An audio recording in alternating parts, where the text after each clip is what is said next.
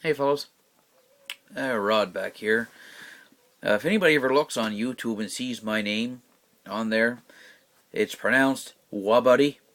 I have a buddy of mine that every time I holler at him, I'll say, "Hey Glenn, what's up?" He says, "Wabuddy," So I kind of got that from him. So I just kind of threw that on there. But my actual name is Rodney, from Cape Breton, same province as Gungeek. I'm from Nova Scotia, Canada. But I'm from the island part of the province. I'm from Cape Breton. He's from the mainland on the South Shore. Anyhow, as far as the ammo shortage goes, I would say that there's a lot of supplies and stuff that's not easy to get.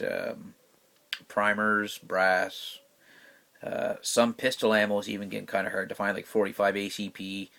Um, a buddy of mine told me he had a hard time finding some 357 stuff, and other than that, I mean, like just regular rifle primers, shotgun primers and stuff, they're coming into the shops slower than usual, and it might be a recovery from the shortage. But anyhow, um, as far as some like even gunpowders and stuff like Herco, I tried finding Herco at different shops. Went to two gun shows, there was not 1 pound of it to be found, and I use the stuff a lot. And I used to get it fairly inexpensive. Shot shell powder, I used to get it for like $29, $30 a pound. Um, the last stuff I think I got was around $38 for a pound, and people even told me at that time that was a bargain. So it just goes to show you the transition of prices in terms of availability. Another thing is, um, the ammo hoarding that was going on, that didn't help. A lot of guys were just buy, and some poor guy goes in there looking for a box of shells, and, well, no, I can't help you. That guy just bought my last 20 boxes. It's kind of a piss off. It's, why can he buy 20 boxes and I can't buy one, because now I gotta wait. It's not fair, but it's the way the ball rolls. Early bird gets its worm, as the saying goes. Um, I was watching on YouTube and also reading articles in the States that, some guys buying all this military ammo, oh, the world is ending and all this stuff, that big scare from the Mayan calendar and all that stuff, and this was going to end and that was going to end, and that just, some people took that really big and serious. I mean, but the question I have is, if something seriously was going to happen and the world was going to end, what is 30,000 rounds of ammunition going to do for you? Tell me. I don't think it's going to be a factor that's going to help you if something bad enough happens. But if they feel any safer owning it, by all means, buy what you want. There's no law against you not having or having too much ammo, at least not in this part of the country here where I'm from. Um, but I mean, it's a piss off when you go to let's say you go to a gun show, or a gun shop, I should say, and this guy's ahead of you, and you're looking for a box of 7.62 by 54 ammunition to go hunting with, and he bought 15 boxes, and you scrounged and scraped enough money to buy a box or two, to feed your rifle for the hunting season, and maybe go shoot with a few buddies. And this guy just bought everything, and then the dealer tells you, well, I might not be able to get any more of that. So now you got to go looking around and looking around. So yeah, that would, that could be a sign of a shortage there, but it's a shortage on the side of, I guess, looking, is a person actually being, fair to the next guy that comes in line, or, maybe they should put like a 10 box per customer or 5 boxes per customer. I mean, unless you're doing like a whole whack of shooting, I mean, then you're going to reload. But, for the longest time up here, 22 short ammunition was pretty much non-existent. Um, I used to use like the 22 short and I would teach my nephew the proper way to shoot. I got him a little 22 single shot and just shooting something that wasn't going to make a big crack and make him gun shy or whatever. I mean, he's only a young child. He's only 9 years old, so just something to give him the whole feel of what it is to go target shooting with your uncle and with his buddies. And I go to Walmart and I look for 22 shorts and the shelf's empty. It says out of stock. I go to Canadian Tire, out of stock. And then I went to a gun shop. You couldn't get any. Gun shows. I bought some old stuff and it was that unreliable that I just threw it away. I'm like, oh, this stuff here is all no good. So I still don't have any 22 shorts.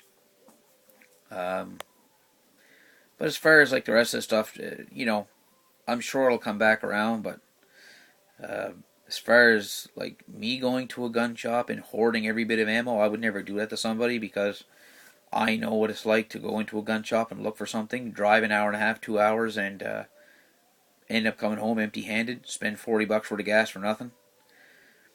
So just that's just my little rant. I'm sure a gun geek down his area and certain sports shops, and like he said, one of his shops was kind of hit and miss. Well, that's the same thing up here. I deal with a shop in Antigonish. The guy's really good to me. I call him. I'll say, look, do you have this? And he's like, well, I don't have any, but I got it on order. And he'll call me. He knows I'm a frequent buyer, and he'll say, well, I'm making an order. Do you want something? And that's the only way I can get it. I mean, I guess I'll have to go with that for now. I wish it was something more local, but with the way importation laws and stuff is from the U.S. to Canada with ammunition and firearms, I guess it just makes it hard. Um, for example, a friend of mine has to order some parts for a Dillon reloader he has, a progressive loader for his pistol. He broke the primer feed. So he calls Dillon, oh, no problem, we can send you the part, but you're a Canadian citizen, is going to be held up and cleared at customs. It could take a couple of weeks. For a little part that's the size of a loonie. And he asked why, and he said, well, it's part of the critical mechanism for a machine that manufactures ammunition. And I guess now that they have laws against stuff like that, like before, I know some places in the States that were taking shotgun brass and sending it up here as copper tubing and stuff like that, and just to avoid the bureaucracy at the border, like get a pass. And I mean, you can't order rifle brass, but you can order shotgun shells or the brass Magtech cartridges, which I have some. It's just laws like that kind of boggle my mind. Is, well, what's the difference if you get a rifle casing or a shot shell casing? I don't see any difference at all in that. So not only is it just ammo, but it's everything else related to firearms, even parts. I tried to order a scope from Cabela's US, and they said I couldn't get it in Canada because it was considered a shooting aid. And I said, what do you mean by that? And they said, well, it can help you get a better shot at somebody. And I said, whoa. I said, did you just imply that I was trying to harm somebody purchasing this scope for my hunting rifle? I said, just so happens that we have a Cabela's in Canada. That scope isn't offered in that catalog, and I just happened to be online and saw it, and I liked it, and I thought I'd call about it, and maybe I could order it.